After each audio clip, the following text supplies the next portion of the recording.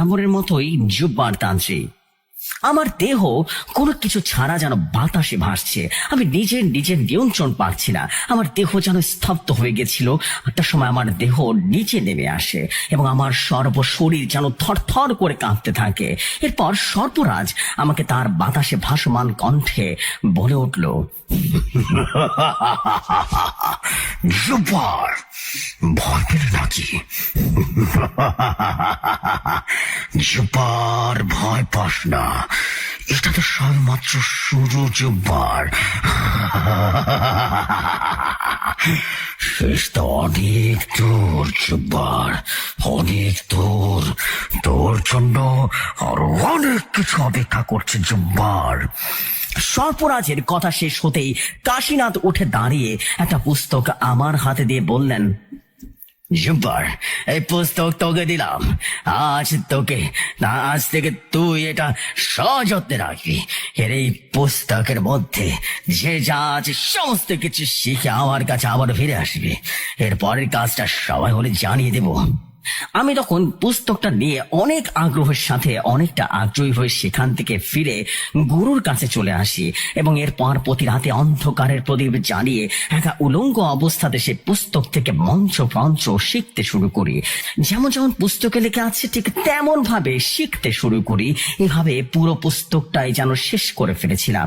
এর মধ্যে চলে এসে সেই দিন যেদিন এর জন্য আমি অপেক্ষা করেছিলাম, সেদিন সন্ধ্যায় গুরু আমাকে এবং কালীকে জানিয়ে দেয় আমাদের দুজনকে পরীক্ষা দিতে হবে। আমাদের মধ্যে কে শ্রেষ্ঠ সেটারই প্রমাণ দিতে হবে। আমাদের মধ্যে গুরু জালালউদ্দিনের উত্তরসূরি হবে। সন্ধ্যায় পুরো গ্রাম রীতিমতো একত্রিত হয়ে দেখে এসে রীতিমতো আমাদের তন্ত্র প্রতিযোগিতা।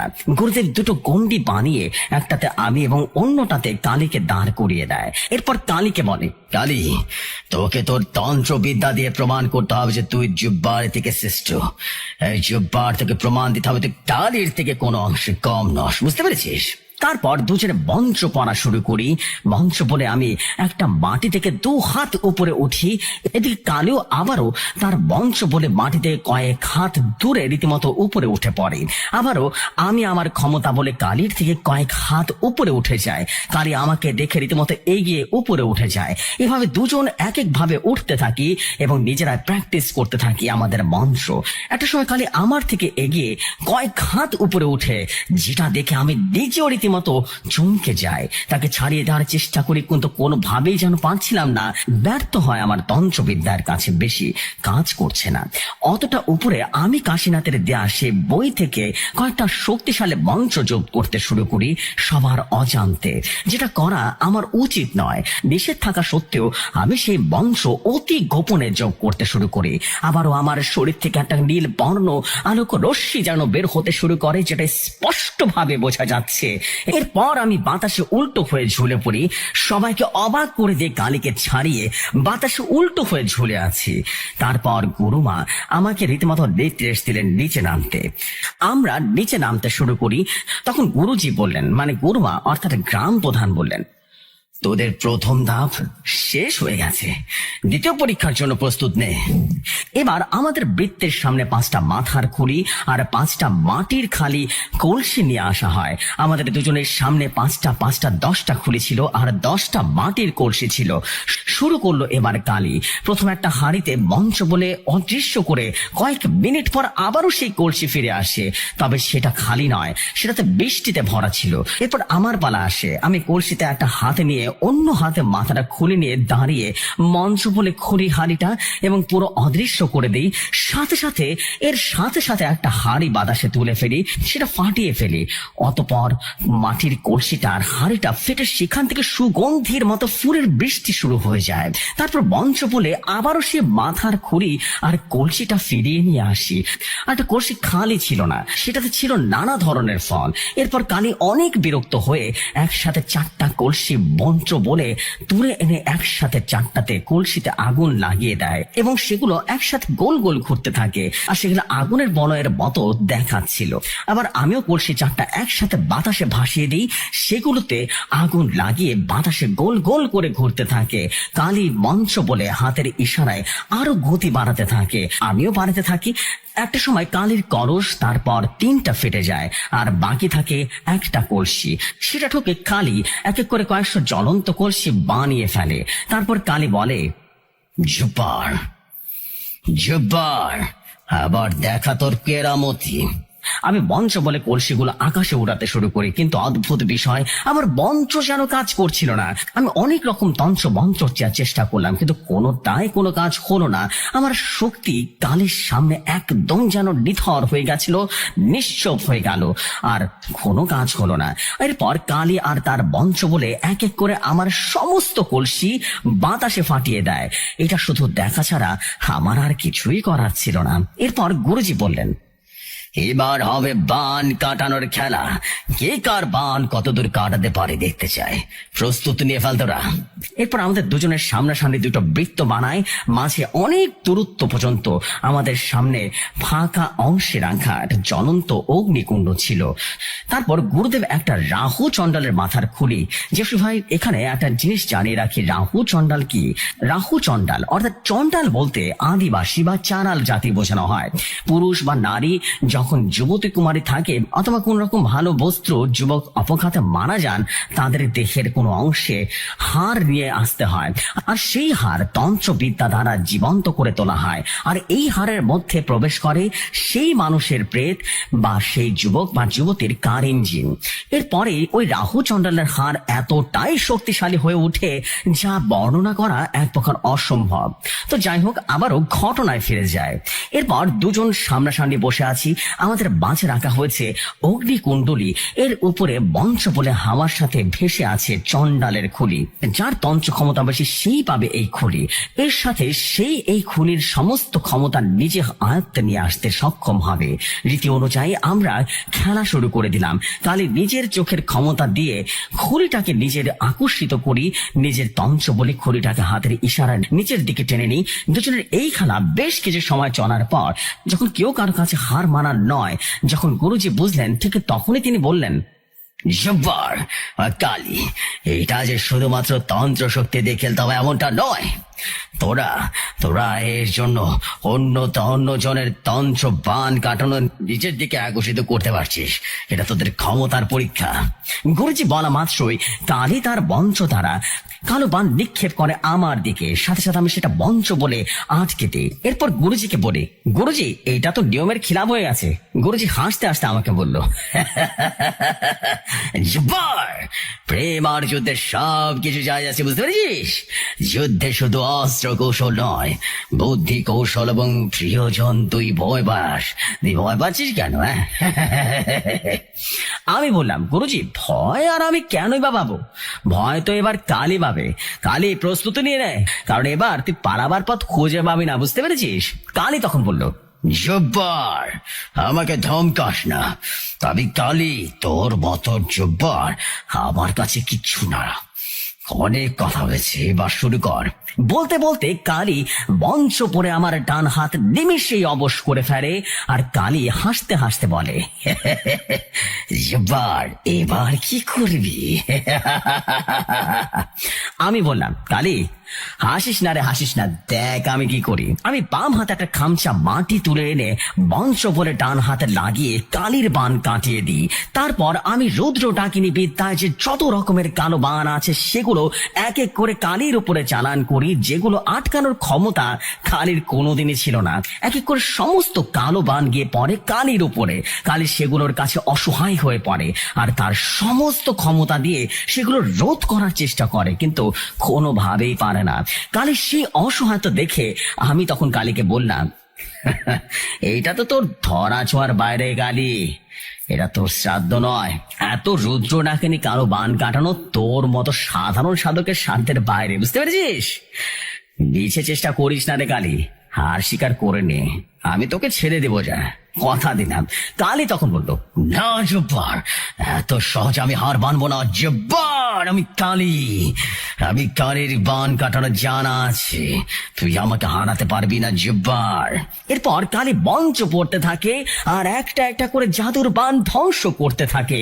আমিও একের পর এক বান চালান করতে শুরু করি, আর একটা সময় কালী নাক মুখ দিয়ে রক্ত বের হতে শুরু করে।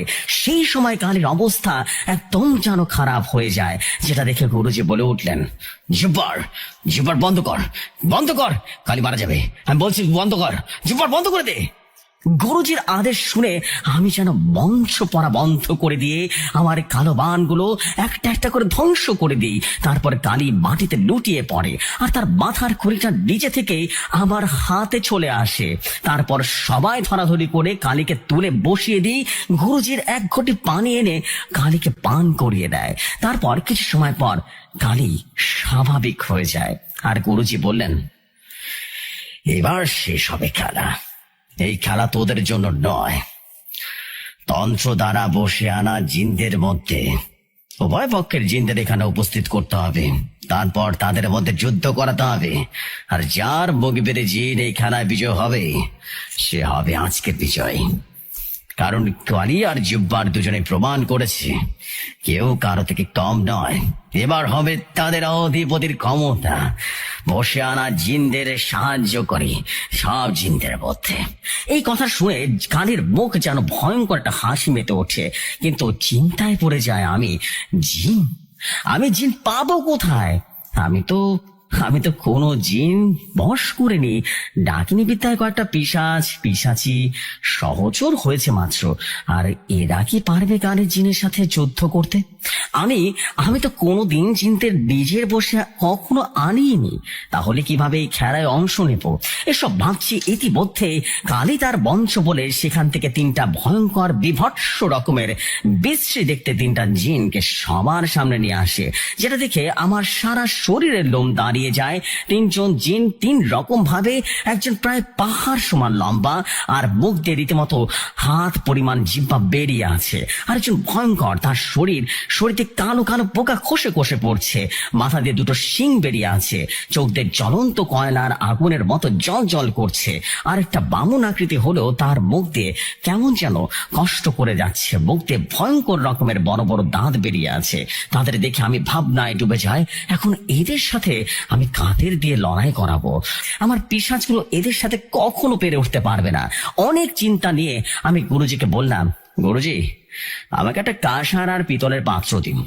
গুরুজি আমার কথা শুনে একটা পাত্র এনে আমাকে দিয়ে দেন আর মুচকাটা হাসি দিলেন, যেটার কোনো বানে মতলব আমি কিছুই বুঝতে পারলাম না। পাত্রটা সামনে রেখে তাতে নিজের হাত কেটে রক্ত ঢেলে আমি গুরু রামানন্দ বন্ধুর জিন জল্লাদ জিনকে ডাকতে শুরু করলাম। আমার ডাকে কোনো সাড়া দিচ্ছিল না জল্লাদ। এদিকে কালী বলে উঠল, জব্বার, কি হলো? ডাক তোর জিনদেরকে ডাক, দেখাতে কত শক্তিশালী তান্ত্রিক। জব্বার, আমার এই সমস্ত জিনদের দেখে তোর জিনরা ভয় পাচ্ছে। জব্বার, ভয় পেতে নিষেধ কর, আমার জিনরা ওদের অনেক কম কষ্ট দিয়ে মারবে। জব্বার, ডাক ডাক ডাক না তোর জিনদেরকে ডাক, জিনগুলো খেলা শুরু করবে। এদিকে আমি জল্লাদকে ডেকে নাজেহাল হয়ে গেল, কিন্তু জল্লাদ কোনোভাবেই যেন আসছে না। আমি চোখ বন্ধ করে ওস্তাদ জিকে স্মরণ করি, আমি গুরু রামানন্দের নাম জপ করতে থাকি। ইতিমধ্যে ওস্তাদ জি আমার মাথার ভেতর থেকে বলে ওঠে, জব্বার, পেরেশানি কেন হচ্ছিস? আমি আছি না তোর সাথে, তুই মন্ত্রটা পাঠ কর আর শেষে তুই জল্লাদকে ডাক দিবি। এই জল্লাদ যদি না আসে, তুই তোর হাত থেকে এক ফোঁটা রক্ত ওই আগুনে নিক্ষেপ করবি, আর দেখবি কি হয়। ওস্তাদের কথা মতো আমি চোখ বন্ধ করে ওস্তাদের সে বংশ পাঠ করা শুরু করি, কিন্তু জল্লাদ এর পরেও যেন আসছিল না। আমি বৃত্ত থেকে উঠে দাঁড়াই। এরপর বৃত্ত থেকে বের হতে কালী বলে উঠলো, জব্বার, ভয় পেলি তুই যুদ্ধ থেকে পালিয়ে যাচ্ছিস নাকি? গুরুজি বলল, জব্বার, বৃত্ত থেকে বের হোস না। তোকে নিষেধ করেছিলাম না, যতক্ষণ না তোদের মধ্যে শ্রেষ্ঠ প্রমাণ হচ্ছে ততক্ষণ বের হবি না। আমি কারো কথা জবাব না দিয়ে সেখান থেকে এগিয়ে যাই। জ্বলন্ত অগ্নিকুণ্ডের সামনে নিজের হাতের কাটার অংশটা এক ফোঁটা রক্ত আগুনে নিক্ষেপ করি আর বলি, জল্লাদ, তুই যেখানে থাকিস না কেন আমার সামনে আয়। জল্লাদ চলে আয় বলছি, জল্লাদ চলে আয়। এভাবে 3 বার বলার পর সেখানে একটা দমকা হাওয়া বয়ে যায়, সাথে সাথে বাতাস যেন ভারী হয়ে ওঠে আর ধোঁয়া এসে জমাট বেঁধে যায়। সবার সামনে সেখানে বিশাল এক অবয়ব চোখ মুখ সামনে করে দাঁড়িয়ে যায়। ভয়ঙ্কর সেই অবয়ব, না মানুষ না জন্তু না কোন রকম অদ্ভুত এক মূর্তি সবার সামনে উপস্থিত হয়ে যায়, যেটা দেখে কানে রীতিমতো উঠে হাসিতে ফেটে পড়ে আর বলে, জব্বার, এই জিন দিয়ে তুই নিয়ে এসেছিস আমার মোকাবেলা করতে? আমার জিন ওগুলোকে ছিঁড়ে খাবে। কারির কথার কোনো উত্তর না দিয়ে আমি বৃত্তের মধ্যে রাখা রক্তের পাত্র জল্লাদের দিকে এগিয়ে দিয়ে বলি, জল্লাদ, আজ এখানে উপস্থিত যে জিনগুলো আছে না, এরা তোর মোকাবেলা করতে এসেছে। জল্লাদ, এদের একটা একটা করে জ্যান্ত জ্যান্ত খেয়ে ফেলবি, একটাও যেন না থাকে বেঁচে, বুঝতে পেরেছিস? আমার কথা শেষ হতে জল্লাদ রক্ত ভরা পাত্র নিজের হাতে তুলে নেয় আর সেটা চিত্ত সহকারে পান করে ফেলে। এদিকে কালী তার জিনদের আদেশ করে জল্লাদকে মারতে। গুরুজি তখন বললেন, এবার প্রতিযোগিতা শুরু করা হোক। কালী একজন জিন জল্লাদের জিনের কাছে বজ্র গতিতে এসে জল্লাদ এক হাতে ছুটি মেরে চেপে ধরে অন্য হাতে তার মাথাটা টান দিয়ে রীতিমতো ছিঁড়ে ফেলে। এক নিমিষে জল্লাদ একটা শক্তিশালী জিনকে বেড়ে ফেলে, যেটা দেখে কালী রীতিমতো থ হয়ে যায় আর সাথে আমিও অবাক হয়ে যায়। এরপর কালী তার বাকি 2 জন জিনকে আদেশ করে জল্লাদকে মারতে। জল্লাদ হাওয়ার গতি নিয়ে আছড়ে পড়ে তাদের উপরে। কালী সে 2 জিন আপ্রাণ চেষ্টা চালিয়ে যায় জল্লাদকে মারার জন্য, কিন্তু তার শত চেষ্টা পরেও সে জল্লাদের নাগাল কোনোভাবেই যেন পাচ্ছিল না। জল্লাদ তাদের নির্মম ভাবে হত্যা করে, যেটা আমি চাইনি। আমি শতবার চেষ্টা করার পরেও জল্লাদ কালীর বাকি 2 জন জিনকে নির্মম ভাবে হত্যা করে। প্রথম একজনের শরীর 2 টুকরো করে কেটে দেয় আর দ্বিতীয় জনকে এক টানে রীতিমতো আছাড় মারে এবং বুক থেকে কলিজা বের করে ছিঁড়ে খেয়ে ফেলে। এবার এসব দেখে কালী একেবারে হার বাঁধতে না পেরে সে জল্লাদের উপর একটা মরণ বাণ নিক্ষেপ করে, যেটার বাড়ি খেয়ে জল্লাদ কিছুটা দূরে গিয়ে ছিটকে পড়ে। এটা দেখে গুরুজি সহ সবাই বেশ চমকে ওঠে। এইটা কি ছিল বুঝতে পারেনি। পরবর্তী পদক্ষেপ যখন নেবে কালী, গুরুজি কালীর সামনে এসে দাঁড়িয়ে যায় আর বলে, কালী, বন্ধ কর তোর সব, বন্ধ কর। এবং আরো বলে, এই তাহলে বিদ্যা কোথায় শিখলি তুই? হ্যাঁ, তুই জানিস না এই বিদ্যা আমাদের চিরশত্রু। এই বিদ্যা কোথায় শিখলি তুই? আর তোর এত বড় সাহস, তুই এই বিদ্যা আমাদের সামনে প্রয়োগ করিস? হ্যাঁ কালী, অনেক বড় ভুল করে ফেলেছিস, অনেক বড় ভুল। তোকে শাস্তি পেতে হবে এটার জন্য। কালী তখন বলে উঠলো, যা করেছি বেশ করেছি গুরুজি, ও আমার সমস্ত শক্তিশালী জিনকে মেরে ফেলেছে, বদ্দাস্বরূপ আমি ওকে মেরে ফেলবো। গুরুজি বললেন, শর্ত অনুসারে এই প্রতিযোগিতায় জিব্বার বিজয় হয়েছে, আর তোর জিনগুলো জিব্বারের জিনের কাছে কোন রকম পেরে উঠতে পারেনি, তারা সবাই মারা গেছে। তুই বিদ্যা কোথায় পেলে বল, কোথা থেকে শিখলি? আমিও অবাক হয়ে জিজ্ঞেস করলাম, এইটা কোন বিদ্যা গুরুদেব, আর কোন বিদ্যার কথা বলছেন আপনি? আমার কথা শেষ হতে গুরুজি বলে উঠলেন, জল্লাদ ওকে ওই গ্রাম থেকে বের করে দেয়, আমাদের নিয়ম অপমান করেছে। কালী কালো বিদ্যা প্রয়োগ করেছে, যা আমাদের জন্য অভিশাপ। এই প্রতিযোগিতার যোগ্য নয় কালীকে শাস্তি পেতে হবে, আর এই শাস্তি তোকে দিতে হবে জল্লাদ। জল্লাল, ওকে এই গ্রাম থেকে বের করে দে, আমাদের নিয়ম অমান্য করেছে।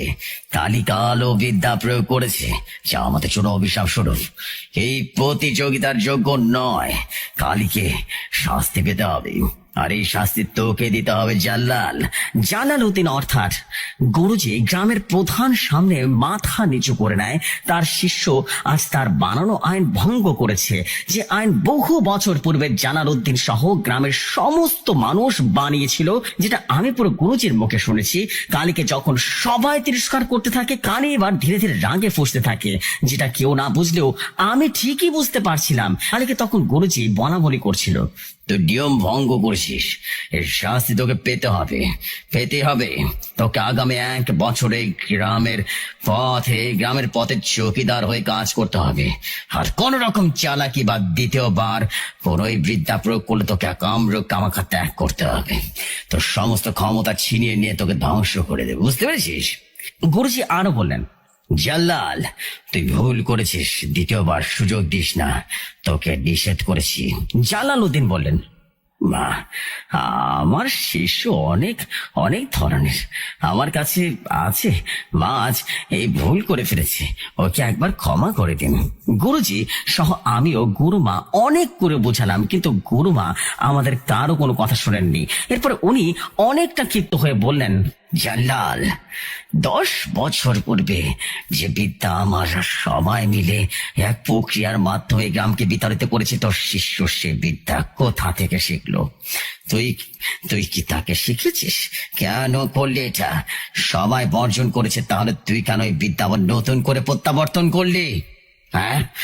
এসব কথাবার্তার মধ্যে জিন জল্লাদ উঠে দাঁড়ায় আর কালীকে বলে, কালী, বান বেড়ে তুই কি ভেবেছিস আমাকে শেষ করে দিবি? ডারে, তোর এই মরণ বান আমার কিছুই করতে পারবে না। কালী, তুই এখনো ততটা শিখতে পারিসনি যতটা শিখলে তুই আমাকে মারতে পারবি। কালীকে ভুল করেছিস, মহাভুল, যেটার মাসুল তোকে তোর জীবন দিয়ে দিতে হবে। কালী তখন বলল, তাই নাকি? আজ দেখা যাবে কে কার জীবন নেয়। কুকুরের বাচ্চা, তুই আমার সমস্ত সহযোদ্ধা হত্যা করেছিস, আজ তোকে আমি হত্যা করব। এই বলে কালী চোখ বন্ধ করে আর জল্লাদ হাওয়ার গতিতে ছুটে গিয়ে কালী কিছু বুঝে ওঠার আগে কালীর গর্দানটা চেপে ধরে, কালীর ঘাড় বটকে দিবে। সেই সময় জাল্লাল উদ্দিন জল্লাদকে আদেশ করে কালীকে ছেড়ে দিতে। জল্লাদ কোনো আদেশ শুনে না, সে কালীকে যেন এখনই মেরে ফেলবে। এমন সময় আমি জল্লাদকে আটকাতে নিজের হাতের রক্তের অবশিষ্ট আগুনে নিক্ষেপ করি আর বড় গুরু শিখানো সে মঞ্চ পাঠ করে এক মুষ্ঠ মাটি ছুঁড়ে মারে জল্লাদ জিনের সাথে সাথে সেখানে বিকট চিৎকার করে কালীকে ছেড়ে দেয়। কারণ বড় গুরু আর রামানন্দ গুরু আমার রক্ত দিয়ে জল্লাদ জিনকে আমার বশীভূত করে দিয়েছিলেন। তাই জল্লাদ যখন আমার অবাধ্য হবে বা কথা শুনবে না, আমার রক্ত পড়ালে জল্লাদ জিনের শরীর জ্বলতে থাকবে। জল্লাদ কালীকে ছেড়ে দিতে কালী মাটিতে লুটিয়ে পড়ে আর জল্লাদ যেন তখন আমি সাথে সাথে সেই স্থান ত্যাগ করে এই জন্য আদেশ করে জল্লাদ সাথে সাথে সেই স্থান ত্যাগ করে গায়েব হয়ে যায়। সবাই কালীকে ধরে গুরুজির ঘরে নিয়ে যায় আর এরপর দিনটা কেটে যায়। কালীর শরীর স্বাভাবিক হলে পরদিন সবাই কালীকে নিয়ে সিদ্ধান্ত নিয়ে বসি, কারণ কালী মায়াং গ্রামের মধ্যে থেকে গ্রামের আইন ভঙ্গ করেছে। তাই সবাই সিদ্ধান্ত নেয় সে কালীর এই গ্রাম ত্যাগ করতে হবে। সাথে জানতে পেরেছে কালী কাশীনাথের কাছ থেকে এক কালো তন্ত্র বিদ্যা শিখে নিয়েছে। কাশীনাথ যাকে গ্রামবাসী মিলে 10 বছর আগে গ্রাম ত্যাগ করতে বাধ্য করেছে, সেই কাশীনাথের কাছ থেকে কালী শিখেছে তার বিভৎস কালো বিদ্যা, যা তাকে গ্রাম ছাড়তে হয়েছে। তো জেফরি ভাই এবং লিসনার্সগণ, কাহিনীটা অনেকটা লং হয়ে যাবে, তাই আমি সংক্ষিপ্ত করলাম, কারণ স্টোরির মূল কাহিনীটা এইটা নয়, তাই স্টোরি এখানেই ছোট করলাম। এরপর কেটে যায় 1টা সপ্তাহ। একদিন আমি গ্রামের গুরুমা এর কাছে এক বিশেষ দরকারে গিয়েছিলাম। সেদিন আমি গুরুমাকে জিজ্ঞেস করলাম, গুরুমা, কালী কি এমন মন্ত্র শিখেছে যার জন্য সে জল্লাদ জিনকে অতি সহজে পরাস্ত করে ফেললো? আর কি সেই তন্ত্র যেটার কারণে তাকে পুরো গ্রাম থেকে বের করে দেওয়া হলো? গুরুমা আমাকে বললেন, সে অনেক বড় কাহিনী। এই বিদ্যা শিখেছিলেন আমার পিতামহ। উনি আজকে কয়েকশো বছর আগে জাদু দুনিয়া বিশর থেকে শিখে এসেছিলেন এই বিদ্যা। এক ভয়ঙ্কর বিদ্যা, যে বিদ্যায় মানুষ, পশু পাখি, এমনকি যে কোনো জিন প্রেত অতি সহজে বসে আনা যায়। এই বিদ্যা এতটাই ভয়ঙ্কর ছিল, কঠোর, অতি সহজে কোনো সাধক এই বিদ্যার সিদ্ধি লাভ করতে পারে না। এই বিদ্যার সর্বশক্তিশালী নিজের তন্ত্র শক্তি দিয়ে পরাস্ত করাই অতি সহজ। এই বিদ্যা আমার পিতামহ তার পুত্র মানে আমার পিতাকে শিখেছিলেন। আমার পিতা আমার কন্যা তানজিলাকে শিখায়। কিন্তু আমার মেয়ে এই বিদ্যাকে সে এক পুরুষকে শিখায়, যে ছিল ধোঁকেবাজ শয়তান তান্ত্রিক। অনেক নিষেধ করেছিলাম তারে, সে শোনে নাই। তারপর মাতা কামাখ্যা দেবীর মন্দিরে আশা নিরীহ নিষ্পাপ মানুষদের রীতিমতো এসে তারা তন্ত্রের মাধ্যমে বলি দিতে শুরু করে। এভাবে তারা অনেক অনেক নিষ্পাপ মানুষের জীবন শেষ করে দেয়। জানি না কত নিরীহ মানুষদের জীবন শেষ করেছিল, জানি না কত পাপ করেছে তারা। ধীরে ধীরে এই প্রক্রিয়া বহু বছর ধরে চলে। একটা সময় কামাখ্যা মন্দিরে পুজো দিতে আসা মানুষ দিন দিন নিখোঁজ হয়ে যায়, গায়েব হয়ে যায়। সবাই আমাদের এই গ্রামকে দোষারোপ করতে শুরু করে। তারপর এই ঘটনা পুরো গ্রামে ছড়িয়ে পড়ে, একটা একটা করে সবার মুখে এই ঘটনা ছড়িয়ে পড়ে। এইসব শুনে আমরা গ্রামবাসীরা কয়েকজন মিলে একটা সিদ্ধান্ত নেই, যে যার কারণে গ্রাম এসব ঘটনা ঘটতেছে তাদের খুঁজে বের করতে হবে, আর তাদেরকে এখান থেকে বের করে দেওয়া হবে। না হলে এই গ্রামের বদনাম হইতেছে, এই মন্দিরে পূজারীদের রীতিমতো সাপ পড়তেছে গ্রামের উপরে। আমরা আমাদের সর্বশক্তি মানে কিছু জিনদের দায়িত্ব দিই, কারা এসব কাম করতেছে সেগুলো খুঁজে বের করার জন্য। আর ওই জিন আমাকে জানায় আমার মেয়ে কাশীনাথ নামে একজন এসব কর্মকাজ করতেছে। খবরটা শুনে আমার মাথাটা খুইরা যায়। তারপর আমি সিদ্ধান্ত নেই আমিও ওদের নিজের হাতে ধরব, আর আমার সে মুরব্বী জিন আমার মেয়েদের উপরে নজর রাখতে পারে। সেই জিন তারা আমার কেন মানুষকে বলি দিবে তা তো জানি না, খবর তো জানতে হবে। পরদিন আমরা আরো এক মুরব্বী জিন এসে রীতিমতো দাঁড়ায় আমার কাছে। এরপর আমাকে একটা আজব তথ্য দেয়, বলছেন সে মুখবির জিন বললেন, বাহ, শুনুন, আপনার মেয়ে এবং কাশীনাথ তারা দুজনেই কালো বিদ্যার মাধ্যমে রসাতলের এক ভয়ঙ্কর সর্পজিনকে আহ্বান করেছে। এই সর্পজিনের নাম অজগর, যে রসাতলের একদম গহীনে যারা বসবাস করে। কাশীনাথ এবং তানজিলা দুটোকে ওয়াদা করেছে তারা যে কোনো প্রকারে বস্তুটাকে দেবে বিনিময় তাদের হাতে তুলে দেবে অজগর পঞ্চপাতাল, আর তানজিলা হবে সে পঞ্চপাতালের অধিপতি। আর এই লালসাতে আপনার কন্যা দিনের পর দিন মানুষ হত্যা করছে অজগর, এবং তার ক্ষমতাশালী বানাতে তারা গোপনে কোনো রিচুয়াল করছে যা আমার এখনো অজানা। আর কেন করছে সেটাও জানতে পারিনি, তবে আমাকে একটু সময় দিন, আমি সব খবর পেয়ে যাব। এরপর একদিন খবর পাই আমার মেয়ে আগামীকাল আমাদের গ্রামের শেষ নিমতলায় দুজন মানুষকে নিয়ে এসেছে বলি দেবার জন্য। তারপর আমি গ্রামের কতজনকে নিয়ে সেখানে চলে যাই। এরপর সেখানে গিয়ে যা দেখি সেটা দেখার জন্য গ্রামের মানুষজন সহ আমরা সবাই অবাক হয়ে যাই। তানজিলা একটা বিশাল অজগর সাপের মূর্তি বানিয়ে তার সামনে পূজা করতেছেন। এরপর দুজন মানুষ, একজন নারী আর একজন অন্য পুরুষ, দুজনকে হাড়ি কাটে মাথা বাঁধিয়ে রেখেছে। আর কাশীনাথ একটা বিশাল খাড়া হাতে ধরে রীতিমতো দাঁড়িয়ে আছে। তানজিলা আদেশ পেলে সে তার মাথা কাটবে। এইটা দেখা মাত্র আমরা সবাই সেখান থেকে দূরে চলে যায়। কাশীনাথের হাত থেকে জানলাল উত্থান খাড়া নিয়ে সে জোরে রীতিমতো সর মারে। সেদিনের পর থেকে কাশীনাথ আর তানজিলাকে আমরা এই গ্রাম থেকে বের করে দিই। এরপর আর কোনোদিন সে তানজিলাকে দেখা পায়নি। পরে শুনেছিলাম এই কামাখ্যাতে নাকি কোনো এক জায়গায় আস্থানা বেঁধেছে। আমি তখন বললাম, সেইটা কোন বিদ্যা গুরুমা? গুরুমা আমার দিকে তাকিয়ে একটা ভয়ঙ্কর হাসি দিয়ে বললেন, এইটা কালো বিদ্যা, আত্মাতন্ত্র। এটা আত্মাতন্ত্র, যেটাকে বলে কালো জাদু বিদ্যা। আদমা ভয়ঙ্কর এক বিদ্যা। এই বিদ্যা যে শিখে সে পরিণত হয় এক রক্ত ঐশাচিক শয়তানে। কালো জাদুবিদ্যা এটা। গুরুমায়ের কথা শুনে ওনার ভয়ঙ্কর হাসিটা দেখে আমি যেন কিছু বলার আগেই চলে আসি মুহূর্তে। গুরুমায়ের মুখে আকৃতি বদলে যায় এবং একটা বিষয় দেখে আমি হতভম্ব হয়ে যায়। কোন রকম যেন সাহস পেলাম না। যেটা কেমন যেন হয়ে গেল। এরপর জালালউদ্দিন কবিরাজ আমার এক নতুন অভিজ্ঞতা শুরু করে।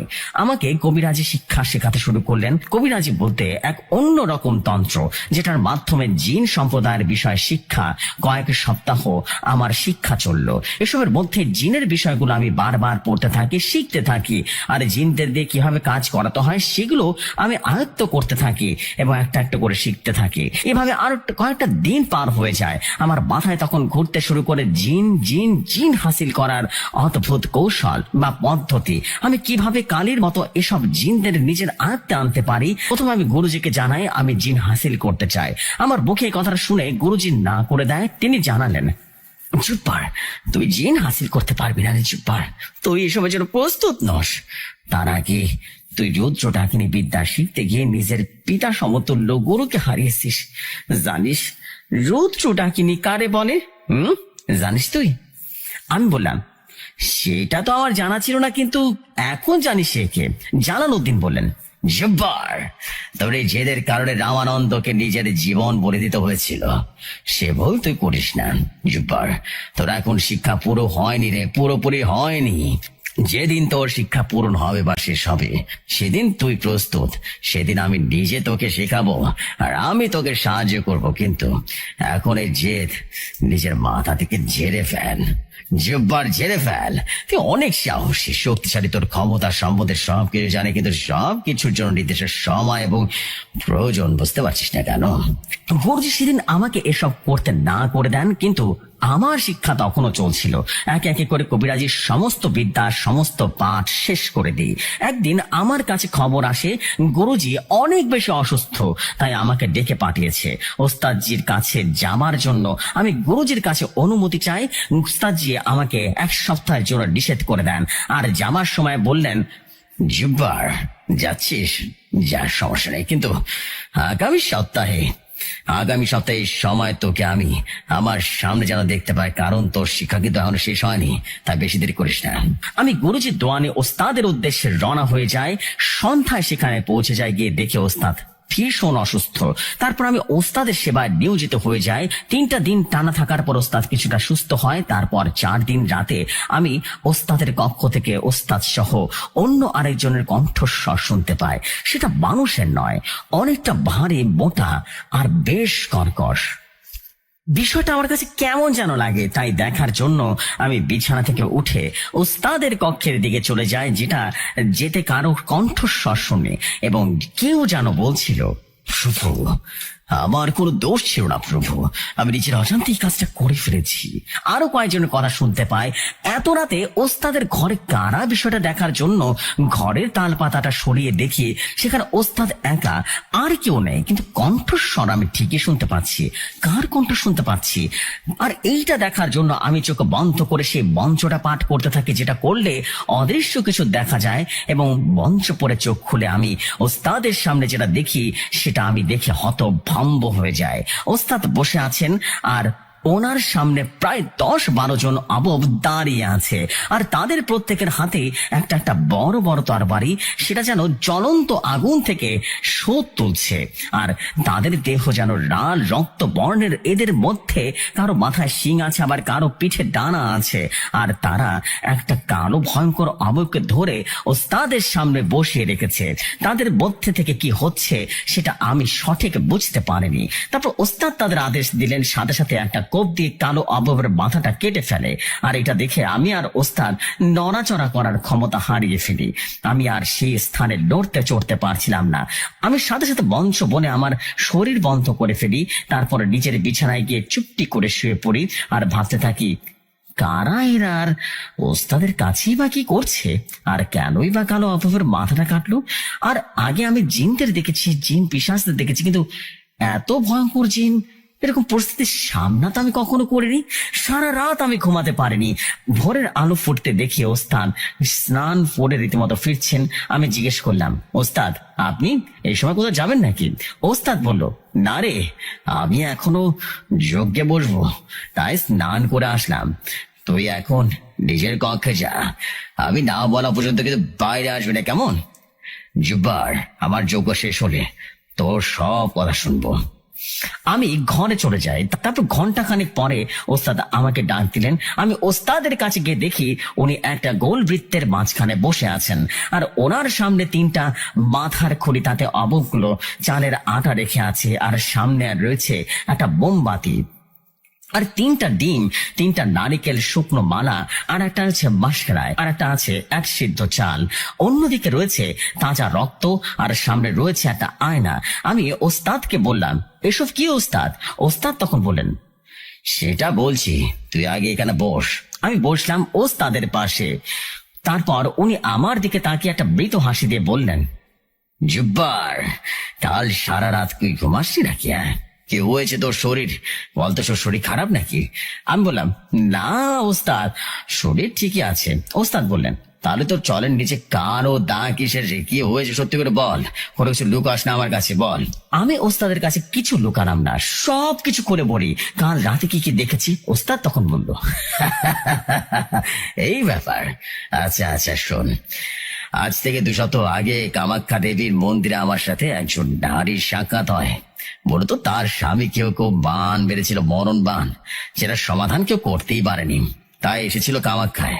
মেয়েটা তার স্বামীকে শাদি করে নিয়ে এসেছিল। তার স্বামীর অবস্থা করুণ, খারাপ, একেবারে শরীর মাংস একেবারে নেই বললেই চলে, চোখ ঢুকে গেছে, শরীরের হাড় পাঁজর বেরিয়ে গেছে, শুধু দেহ প্রাণ। তাই এরকম অবস্থা। তো মেয়েটি আমার হাত ধরে অনেক কান্না করে, আর তার স্বামী প্রাণ বাঁচানোর জন্য আকুল বিনতি করতে থাকে।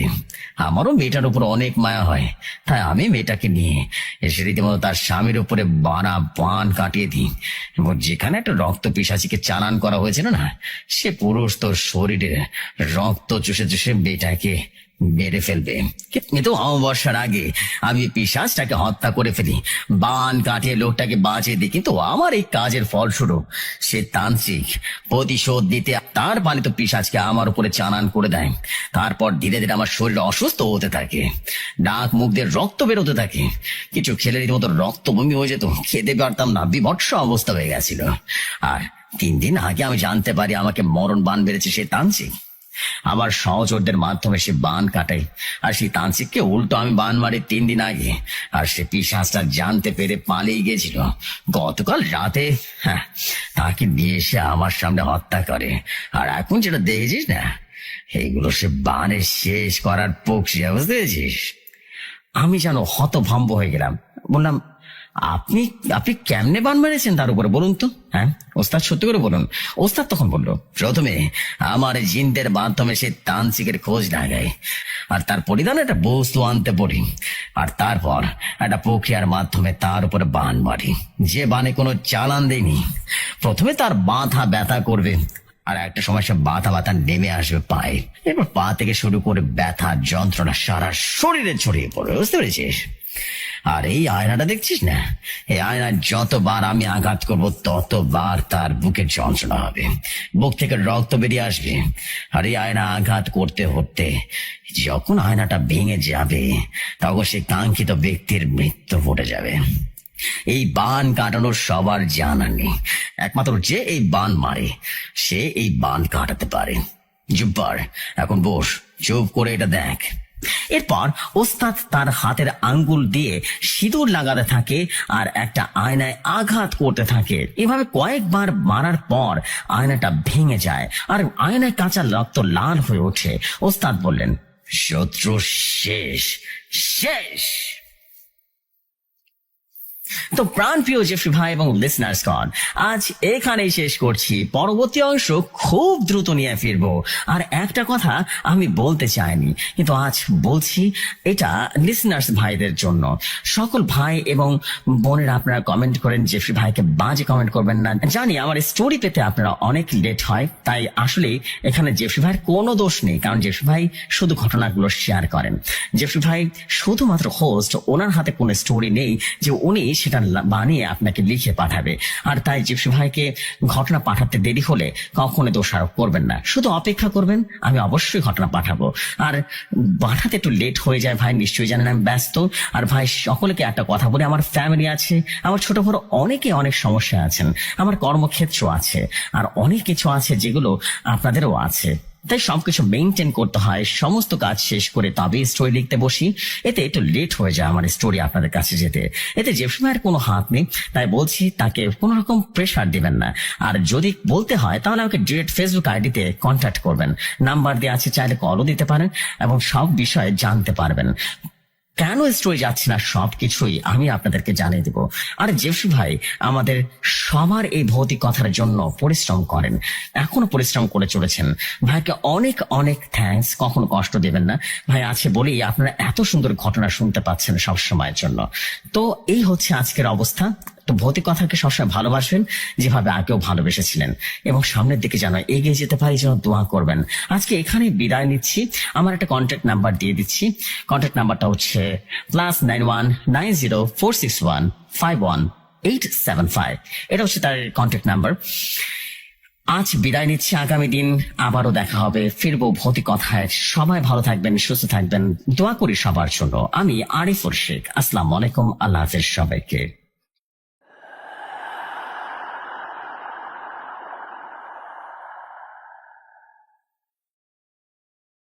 And after all, আমরা কিন্তু শুনেই ফেললাম ফাইনালি আফটার 2 weeks, 14 দিনের দীর্ঘ অপেক্ষার পর আফটার 2 weeks আমরা কিন্তু শুনেই ফেললাম জুব্বার তান্ত্রিক, বহুল প্রতীক্ষিত জুব্বার তান্ত্রিক, যারা নাকি প্রেশার দিচ্ছিলেন আপনারা আমাকে। বেসিক্যালি ফেড আপ হয়ে গেছিলাম আপনাদের উপরে। আপনারা বুঝেন না, আপনারা বাচ্চাদের মতো করেন মাঝে মাঝে। আসলে কিন্তু খুব ভালো লাগছে আমার লাস্টের কথাগুলো, মানে আরিফুল শেখ ভাই, salute man, really salute you. Because আপনারা যেমন করেন মনে হয় যেন আমি ঘটনা আটকে রাখছি। ভাই আমার ঘটনা আটকে রাখার কোনো দরকার নেই তো। আপনাদেরকে স্টোরি শোনাতে পারলে আমারই ভালো, তাই না? আমার কাছে স্টোরি থাকলে তো আমি স্টোরি সবসময় শোনাই দিই, তাই না? আমি কোনোদিন দেখছেন যে স্টোরি আসছে এবার আমি ফালা রাখছি? নো, এরকমটা হয় না এবং হবেও না। তো এই জন্য বলি যে স্টোরি না আসলে বুঝবেন যে এখানে যে কোনো দোষ নাই। একবার কমেন্ট করতে পারেন ভাইয়া কোনো সমস্যা হচ্ছে, বাস ঠিক আছে। কিন্তু ঘন ঘন ঘন ঘন একই কমেন্ট করলে এটা বিরক্ত হয়ে যায়, এটা মানে পেইন লেগে যায় যে আপনারা ছোট বাচ্চাদের মতো করতেছেন। আপনারা তো ছোট বাচ্চা না। তো এই জন্য বলবো যে যদি স্টোরি না আসে, দেখতে পাচ্ছেন যে 1 week চলে যাচ্ছে, একটু ওয়েট করবেন। আর ভাইয়া তো আছে, ভাইয়ার মানে আমাদের জুব্বার তান্ত্রিক আছেন, তার মাধ্যমে আপনি যোগাযোগ করতে পারেন। আমাদের আরিফুল শেখ ভাইয়ের কাছ থেকে যোগাযোগ করতে পারেন। নাম্বারটাও কিন্তু দেওয়া হলো আজকে, আপনারা জানেন নাম্বারেও যোগাযোগ করতে পারেন হোয়াটসঅ্যাপে। সো এই হচ্ছে বিষয়। আপনারা জানেন তার ফেসবুকেও তিনি আমাদের সাথে আছেন, ফেসবুকেও আরিফুল শেখ ভাই অ্যাক্টিভ থাকেন। তার সাথে যোগাযোগ করলে আপনারা বুঝতে পারেন যে কবে ঘটনা আসবে। তো এই জন্য বলবো যে কখনোই কোনো কিছু নিয়ে মানে অতিরিক্ত প্রেশার নেওয়ার কিছু নেই। সো এই হচ্ছে বিষয়, আমি দেরি করবো না। অসাধারণ এই ঘটনার জন্য আমি প্রথমেই থ্যাংক ইউ জানতে চাই আমাদের আরিফুল শেখ ভাইকে। প্রায় 2 সপ্তাহ পর ফিরেন, আলহামদুলিল্লাহ। যে শুনলাম শান্তি, জুব্বার তান্ত্রিক মানেই শান্তি। এবং সবচেয়ে ইন্টারেস্টিং ব্যাপার হচ্ছে, যেহেতু আমি নিজেও কিন্তু মানে আরেকটা বিষয় হচ্ছে, শুধু জুব্বার তান্ত্রিক না, আমরা কিন্তু জান জিনো শুনছি না প্রায় 2 সপ্তাহ হয়ে গেছে। লাস্ট একটা স্টোরি শোনার পর অনেকদিন গ্যাপ হয়ে গেছে। অ্যান্ড ইনশাল্লাহ প্ল্যান আছে এই সপ্তাহে, আমি চেষ্টা করবো আগামীকাল সোমবার যদি সম্ভব হয় দিলাম, আর যদি না হয় নর্মালি আমাদের স্লট অনুযায়ী থার্সডেতে যাই। থার্সডেতেই আমরা হয়তো বা এবারে নতুন স্টোরিটা যাবো, মানে আমাদের জুব্বার তান্ত্রিকের নতুন স্টোরিতে যাবো। আশা রাখি আপনাদের কাছে ভয়ঙ্কর রকম সুন্দর লাগবে, সুন্দর লাগার মতন একটা স্টোরি হবে, এটা বলা যেতেই পারে। বিকজ জাহাঙ্গীর মানেই একটা আলাদা শান্তি। So this is the fact. আমি আর বেশি দেরি করবো না, আমি চলে যাচ্ছি সরাসরি নেক্সট স্টোরিতে। আশা করছি নেক্সট স্টোরি আপনাদের কাছে ভালো লাগবে। চলে যাই পরবর্তী ঘটনায়। আর আরিফুল শেখ ভাই, থ্যাংকস আ লট। আপনার পরবর্তী অংশটা বা সর্পরাজ 6 নিয়ে খুব দ্রুত ফিরে আসেন। ততক্ষণ সবাই ভালো থাকুন, সুস্থ থাকুন। চলে যাই পরবর্তী ঘটনায়।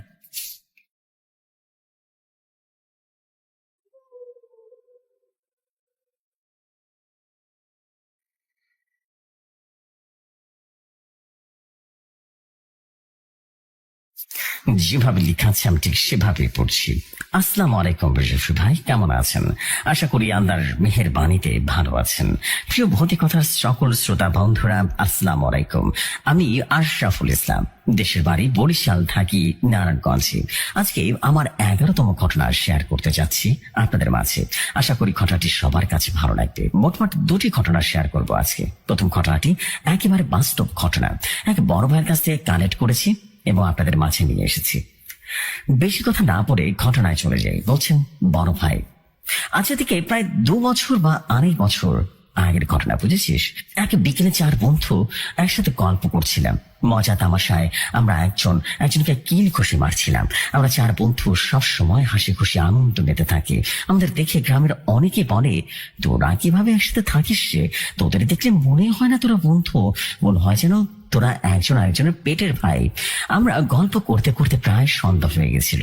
আমরা যেখানে বসে গল্প করছিলাম তার পাশে একটা গাব গাছ ছিল। হঠাৎ করে আমার বন্ধু বলে উঠলো, শুনেছিস আরিফ, জেফরি ভাই ছদ্মনাম ব্যবহার করছি। কি বল? আরিফ বলে উঠলো। নোমান বলল, বাবা বলেছে এখানে গাব গাছ আছে নাকি, গাব গাছে নাকি জিন বসবাস করে। আমি বলে উঠলাম, দুধ কি যে বলিস না এসব, বোধ বলে আর শয়তান বলে কিছু নেই রে পৃথিবীতে। নোমান তখন বলে উঠলো, আমি তোকে বলেছি যে শয়তান থাকে, আমি বলিনি জিন ফিন এখানে আছে। আমি বলে উঠলাম, হতেও পারে, এসব কথা বাদ দে, চল যে যে কাজ নিয়ে আমরা কথা বলছি সেই কাজে চলে যায়। আরিফ ভাই বলে উঠলো, ভেবেছি সবাই মিলে দূরে এক জায়গায় গিয়ে মাছ ধরতে যাব। আর একটা কথা বলে নেই জেফরি ভাই, তারাও 4 বন্ধু মাছ ধরতে নদীতে গিয়েছিল। চাঁদপুরের নদীতে তারা সব সময় 4 বন্ধু একসঙ্গে মাছ ধরতো। তাই ঘটনায় ফিরে যায়। আরিফ বলে উঠলো, চল কোনো দূরে গিয়ে মাছ ধরে আনি। নোমান বলল, কোথায় যাবি? আরিফ বলে উঠলো, চল বরিশালের এক এলাকায় যাই, বরিশালের নদীতেও নাকি অনেক মাছ পড়ে। রোমান বলে উঠলো, ওদের জিজ্ঞেস কর ওরাও যাবে নাকি। আরিফ বলে উঠলো, ওদের আর কি জিজ্ঞেস করব, আমরা যা করব ওরাও তাই করবে, মেনে নেবে, চল। কিরে সজীব, মাসুদ, তাই না? সজীব আর মাসুদ বলে উঠলো, হ্যাঁ, তাদের কথার উপরে আর কোনো কথা বলেছি নাকি আমরা। আরিফ তখন বলে উঠলো, চল তাহলে কি করে যাব? রোমান বলল, গিয়ে তোর 4 বন্ধুকে 4-5 দিন থাকতে হবে, কিন্তু ওখানে তো চাল ডাল আর নাকড়ি সবকিছু নিয়ে যেতে হবে আমাদেরকে। সজীব আর মাসুদ বলে উঠলো, হ্যাঁ, সবকিছুই কিন্তু নিয়ে যেতে হবে। তারপর সব কথা মতো আমরা সব জায়গায় সবকিছু গিয়ে জোগাড় করি এবং আমাদের ট্রলারের তেল ভরে আমরা রওনা দিলাম বরিশালের উদ্দেশ্যে। আমরা গিয়ে বরিশালের একটা খালে পৌঁছালাম। আমাদের ট্রলারে বিড়াল, আম আর তখন সজীব বলে উঠলো যে, বন্ধু আরিফ, এইখানে আমাদের থাকাটা মনে হয় ভালো হবে না। মাসুদ বলে উঠলো, কেন, কি হয়েছে? সজীব তখন বলল, আরে দেখিস না চারপাশে তাল গাছ আর বট গাছ। নোমান বলে উঠলো, সে তোর আবার কি হয়েছে? সবার চাইবার তোর ভাবি সবকিছু হবে, কিচ্ছু হবে না, কিচ্ছু হবে না, ভয় নেই, আমরা তো আছি। সজীব বলে উঠলো, তবু এইখান থেকে আমাদের চলে যায় সেটাই ভালো হবে। আরে বলে উঠলো, আরে ভয় পাস না, কিছু হবে না। সবাই সেদিনের মতো রান্না বান্না করে খেয়ে জাল পাততে নদীর ভেতরে চলে যায়। মাছ ধরে সন্ধ্যা হয়ে গেল। সবাই সেই খালের মুখে এসে বসে রইল। একেবারে নীরবতা, কোনো আওয়াজ যেন বাতাস কিছুই হচ্ছিল না। সজীব বলে উঠলো, দেখেছিস কি ভয়ঙ্কর জায়গা? মাসুদ তখন বলে উঠলো, আসলে জায়গাটা অনেক ভয়ঙ্কর লাগছে রে। হঠাৎ করে আমাদের ট্রলারটা ঢেলে উঠলো আর সজীব এবং মাসুদ ভয় বলতে লাগলো, কিরে কি হয়েছে? নৌকাটা এখন লড়ছে, আমাদের নৌকাটা লড়ছে কেন?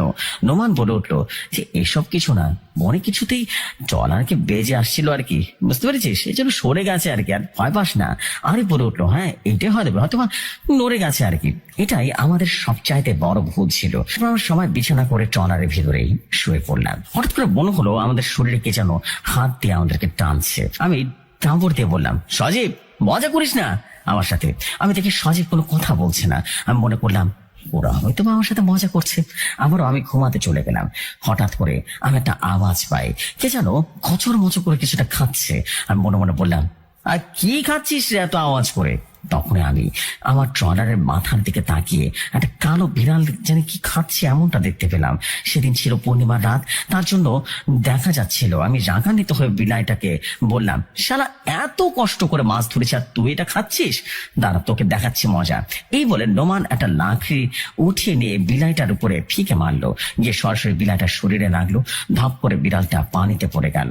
আমি মনে করলাম, গান দিচ্ছিলাম আর বলছিলাম, শালা আমি খাবো আমার মাছ, আর সেদিনের মতো ঘুমিয়ে যায়।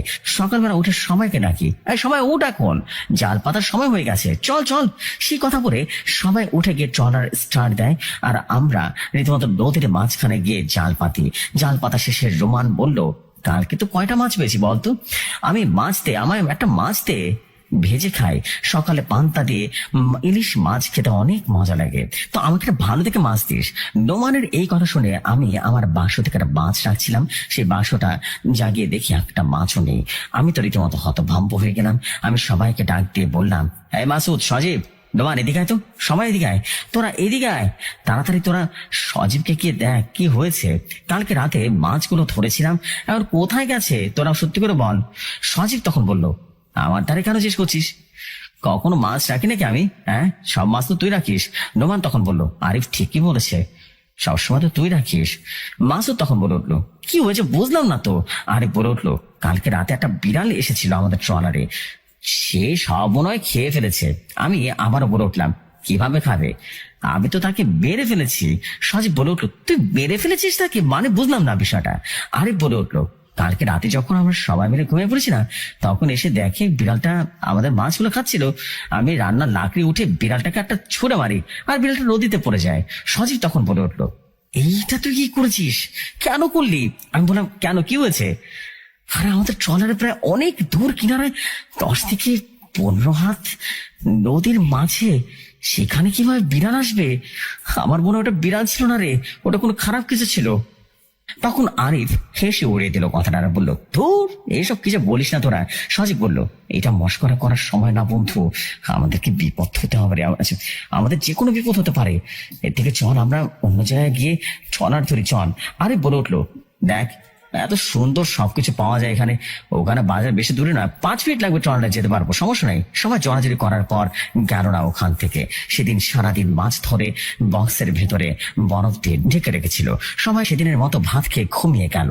আজকে হঠাৎ করে ট্রলারে একটা ঝাঁকুনি মারলো, সবাই ঘুম থেকে লাফ দিয়ে উঠে গেল।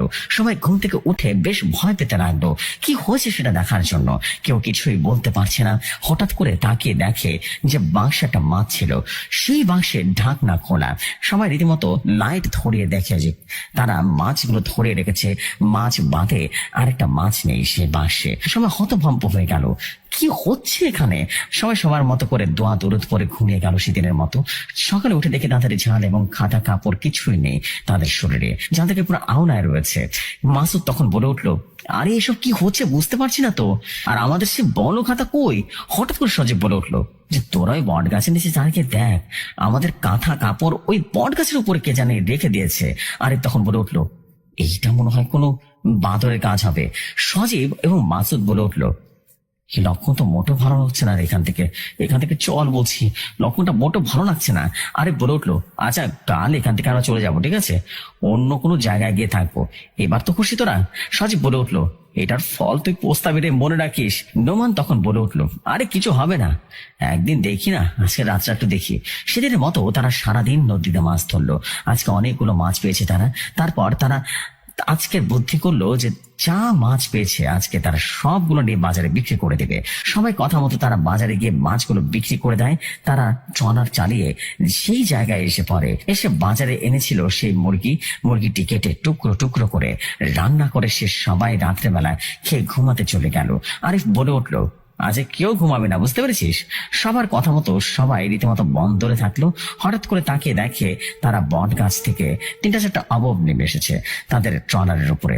এসব দেখে তাদের ঘাম ছুটতে লাগলো শরীর থেকে একজনের, এবং ফিসফিস করে সজীব বলল, এইসব কি রে?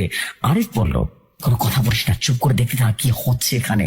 আস্তে আস্তে অবটি নৌকা থেকে রীতিমতো এসে বক্সের ঢাকনা তুলে দেখে বক্সের ভিতরে কিছুই নেই। এরপর রাগান্বিত হয়ে বক্সটাতে একটা লাথি মারে এবং নদীর মাঝখানে গিয়ে পড়ে।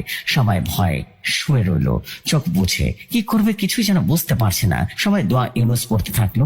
হঠাৎ করে দেখি আগের মতো সবকিছু স্বাভাবিক হয়ে গেছে, আবরগুলো চলে গেছে। তখনই আমরা সবাই লাফ দিয়ে উঠি। আমি রোমানকে বলতে লাগলাম, এই তাড়াতাড়ি চল, চলে গেছে। সবাই লাফ দিয়ে ওঠে। আমি রোমানকে বলতে লাগলাম, গ্রাফি চল, এখান থেকে চল, চলে যাব। রোমান গ্রাফি তুলতে পারছিল না। আমি বলে উঠলাম, তাড়াতাড়ি নাগর পিটা বেটা। রোমান তখন বললো, পারছি না তো। আরিফ তখন বললো, সামান্য একটা গ্রাফি তুই তুলতে পারছিস না? আমি সেখানে গেলাম গ্রাফির কাছে, দুজন মিলে গ্রাফি টানতে টানতে গ্রাফি উঠছে না। তখন আমি সজীবকে ডাক দিয়ে বললাম, সজীব ডাটাটা দে, দড়ি কেটে দেবো, তাড়াতাড়ি দে সজীব। সজীবকে রীতিমতো দা খুঁজে পাচ্ছে না। সজীব বলল, কোথায় দা? কিছু তো খুঁজে পাচ্ছি না। তখন আরিফ বলে উঠলো, ট্রলারের স্টারটা দে, ট্রাফিক দড়িটা ছিঁড়ে যাক। ট্রলারের যতই হ্যান্ডেল দিয়ে ঘোরাচ্ছি কোনোভাবেই সেটা উঠছে না। এবং সজীব ডাক দিয়ে বলল, ট্রলার তো উঠছে না রে। তখন আরিফ বলে উঠলো, এখানে কিছু করার নেই, আমাদের আর কিছুই করার নেই, আমরা এখান থেকে থাকলে যেতে পারবো না। তারপর সবাই এক জায়গায় এসে ঘুমিয়ে গেলাম। সকালে ঘুম ভাঙলো আজানের শব্দে। কোন আজান দিচ্ছে, সবাই লাফতে উঠে পড়লাম যে কি হচ্ছে এটা দেখার জন্য। মনে হচ্ছে আমি অন্য জগৎ থেকে বের হয়ে এসেছি। তখনই মনে পড়লো রাতের কথা। তাড়াতাড়ি আমি সজীব এবং মাসুদকে ডাক দিলাম। সজীব মাসুদ একদম রীতিমতো তাড়াতাড়ি সেখান থেকে চলে যাবে। সজীব তখন হতভম্ব হয়ে উঠলো আর বলল, হ্যাঁ চল চল, এখনই যাবো এখান থেকে। ও উঠে দেখে নৌকায় নোমান নেই। সবাই হতভম্ব হয়ে গেল, নোমান গেল কোথায়? সবাই সব দিকে রীতিমতো তাকিয়েছিলাম, এখনো ঠিকঠাক মতো দিনের আলো ফোটেনি। নোমান কোথায় গেল? আমরা সবাই ডাকছিলাম, নোমান, এই নোমান তুই কোথায়? আরিফ তখন বলে উঠলো যে মজা করার সময় পায় না। কাল রাত্রে কি হয়েছে আমাদের সাথে একটু কিছুই জানিস না। এখন আমাদের বাসায় যেতে হবে, মজা করিস না, জলদি এসে পড়। তবুও কোনো সারা শব্দ নেই নোমানের। সবাই বেশ চিন্তায় পড়ে গেল যে নোমান কোথায় গেল। তখনই ওরা তিন বন্ধু কিনারা থেকে হেঁটে বাজারের দিকে গেল। গিয়ে সবাই মোবাইল দেখিয়ে বলতে লাগলো, দেখেছেন কি আপনারা নোমানকে? সবাই বলল, না আমরা তো দেখিনি একে। নোমানকে খুঁজতে খুঁজতে পুরো বিকেল হয়ে গেল। আমরা সবাই খুঁজতে খুঁজতে অনেক ক্লান্ত হয়ে পড়লাম, তবুও নোমানের কোনো খোঁজ পেলাম না। তখনই নোমানের আম্মা ফোন দিয়েছে আমাদের ফোনে, বাবা রাকিব, নোমান কোথায়? নোমানকে তো ফোনে পাচ্ছি না। তখন আমি বলে উঠলাম যে নোমানকে আমরা খুঁজে পাচ্ছি না। আমি বললাম, নোমান একটু বাজারে গেছে তো, ফোনটা নৌকায় থয়ে গেছে আর কি, তার জন্য নোমানকে খুঁজে পাচ্ছি না। নোমান এলে আপনাকে ফোন দিতে বলবো, সমস্যা নেই। আমরা তিন বন্ধু কাঁদতে লাগলাম যে নোমানের কি হয়েছে। তারপর বুড়ো দাদু এসে আমাদের পাশে এসে বসলো আর বলল, কি হয়েছে ভাই? হ্যাঁ দাদু ভাই, তোমাদের কি হয়েছে? আরিফ তখন বলে উঠলো, আমার এক বন্ধু খুঁজে পাচ্ছি না। তারপর দাদু বলে উঠলো, সবকিছু খুলে বলো তো আমাকে, দেখি তোমাদের কোনো সাহায্য করতে পারে কিনা। গত রাত এবং 2 থেকে 3 দিন আমাদের সাথে যা যা ঘটেছে সমস্ত ঘটনা করে বললাম বুড়ো দাদুকে। আমরা তো জানতাম না যে সে এই ভণ্ড এবং খারাপ একটা লোক। তারপর দাদু বলল, একটা কবিরাজ আছে আমাদের গ্রামে, তার কাছে তোমরা যাও, সাহায্য করবে। বুঝতে পেরেছো? তারপর আমরা কবিরাজের কাছে গিয়ে সমস্ত ঘটনা খুলে বললাম যে এরকম কি হয়েছে আমাদের সাথে। কবিরাজ তখন বললো, 3,000 টাকা লাগবে, আবার জিনদের বৃষ্টি খাওয়াতে হবে, না না হলে তারা কাজ করবে না। আমার বিকাশে 3,000 টাকা ছিল, তার জন্য আমি বিকাশ থেকে কবিরাজের ফোনে 3,000 টাকা দিয়ে দিলাম। তারপরে কবিরাজ বলল, আপনারা আপনার বন্ধুকে অমুক বাগানের কাছে ঝুলে আছে। আমরা কবিরাজের কথা মতো হাঁটতে লাগলাম। কবিরাজ যেরকম যেরকম বলেছিল অবিক্ষণ ওরকম ওরকম জায়গায় আমরা যাচ্ছিলাম। গিয়ে দেখি গাছের কথা বলেছিল, সেই গাছে কিছুই নেই। তারপর আমরা রাগান্বিত হয়ে কবিরাজের কাছে এলাম। সজীব তখন বলে উঠলো, ভণ্ড কবিরাজ, আমার বন্ধুকে তো পেলাম না আমরা। কবিরাজ তখন বলে উঠলো, আমাকে গালাগালি করে কোনো লাভ নেই। যে জিনটা তোমার বন্ধুকে নিয়েছে না এখান থেকে, ওখান থেকে নিয়ে এসেছে, তাদের কাছে যাও, আরো কিছু টাকা লাগবো, তাহলে তোমার বন্ধুকে আমি বেঁচে ফিরতে পারবে। বুঝতে পেরেছো? আমরা কোথাও না ভেবে আরো 5,000 টাকা কবিরাজকে দিয়ে দিই। কবিরাজ বলে, অমুক জায়গায় একটি কুড়ে ঘর আছে, তোমার বন্ধুর কাছে যাও, ওখানে তোমার বন্ধু আছে। আমরা কবিরাজের কথা মতো সেই কুড়ে ঘরের কাছে চলে যাই এবং গিয়ে দেখলাম সেখানেও কিছু নেই। তারপর আমরা 3 বন্ধু রাগান্বিত হয়ে কবিরাজের বাসায় আবারও চলে আসলাম। এসে দেখি কবিরাজের বাসায় তালা মারা। আমরা কি করব কিছু যেন বুঝে উঠতে পারছিলাম না। এরকম করতে করতে অনেকটা সময় চলে যায়, প্রায় 3 দিন হয়ে গেল। নোমানের কোন খোঁজ পায়নি। ওদিক থেকে তার মা তো ফোন দিয়ে যাচ্ছে, তার মাকে কি বলবো আমরা কিছুই বুঝে উঠতে পারছিলাম না।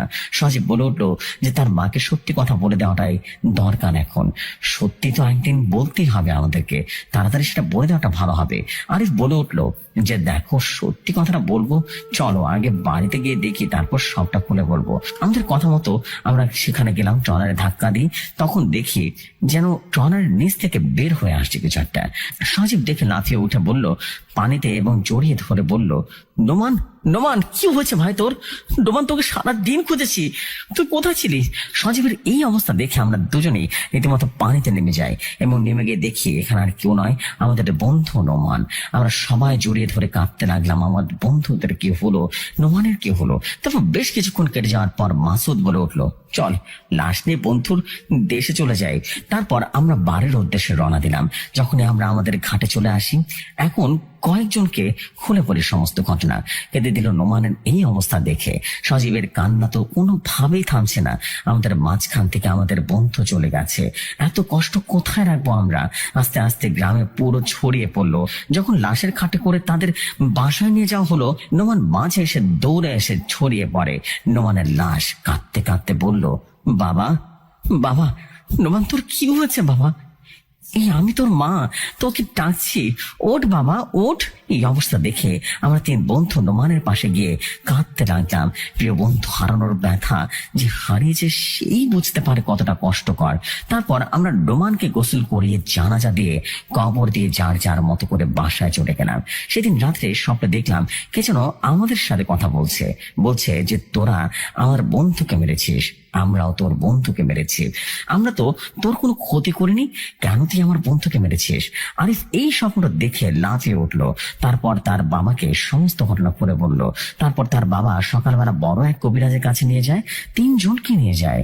গিয়ে ঝাড়ফুঁক করিয়ে পানি পান করিয়ে যে যার মতো বলল আর কোনো বিপদ নেই, ওরা আর কোনো ক্ষতি করবে না।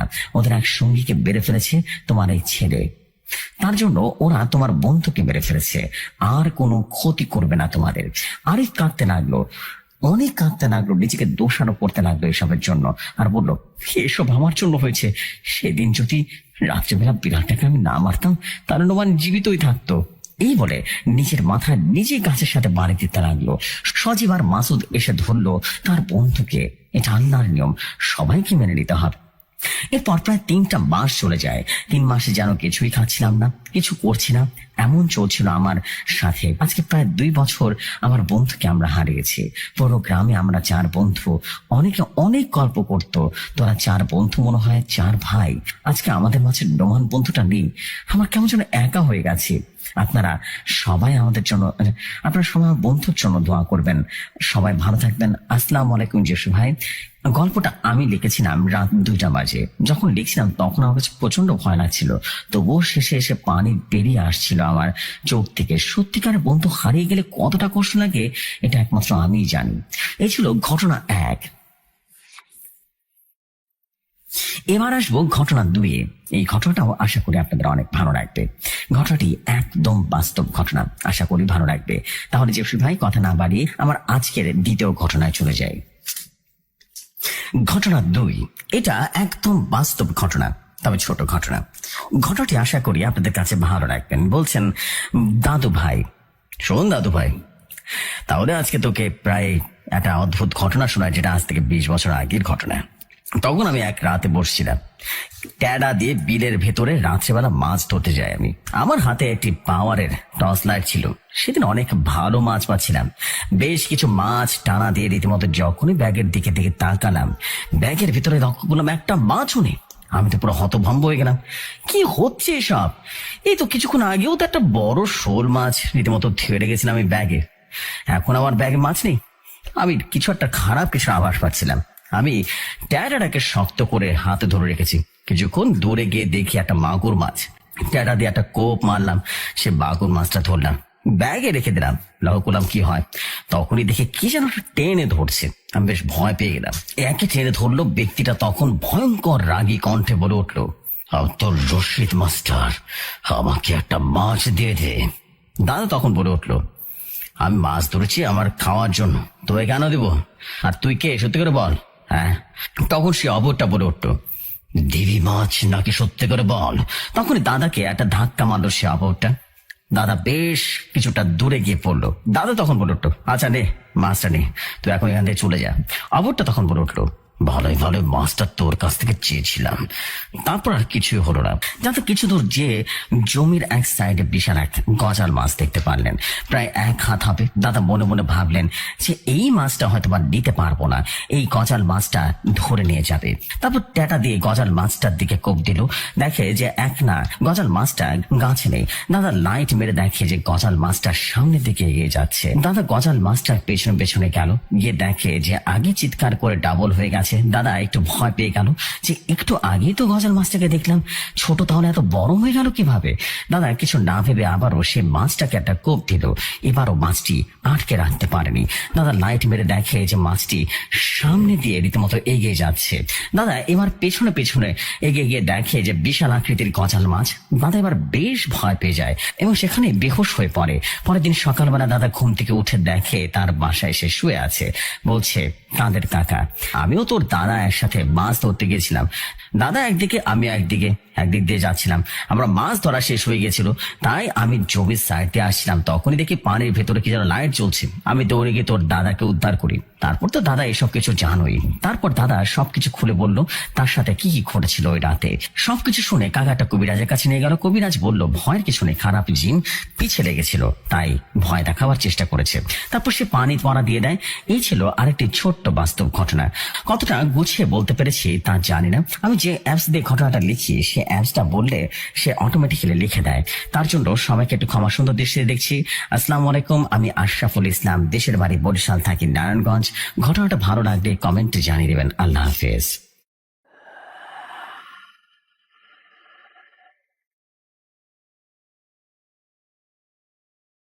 ওয়ালাইকুম আসসালাম আমাদের প্রিয় আশরাফুল ভাই।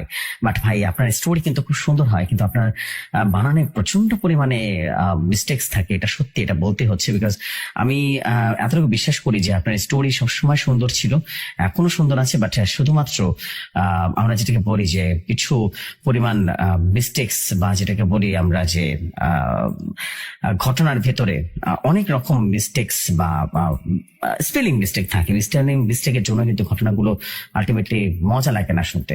সো আমি বলবো যে ভাই পুরো ঘটনাটা যেহেতু আপনি অ্যাপস এর মাধ্যমে লেখেন, উইচ ইজ ভেরি গুড, আমিও চাই আপনি সবসময় অ্যাপস এর মাধ্যমে লিখুন।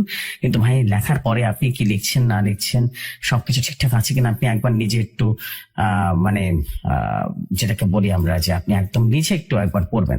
পড়লে যেটা হবে যে আপনি নিজে বুঝতে পারবেন যে ওয়েল এখানে এখানে মিস্টেক্স আছে, তাহলে মিস্টেক্স গুলো আপনি শুধরে নিতে পারবেন।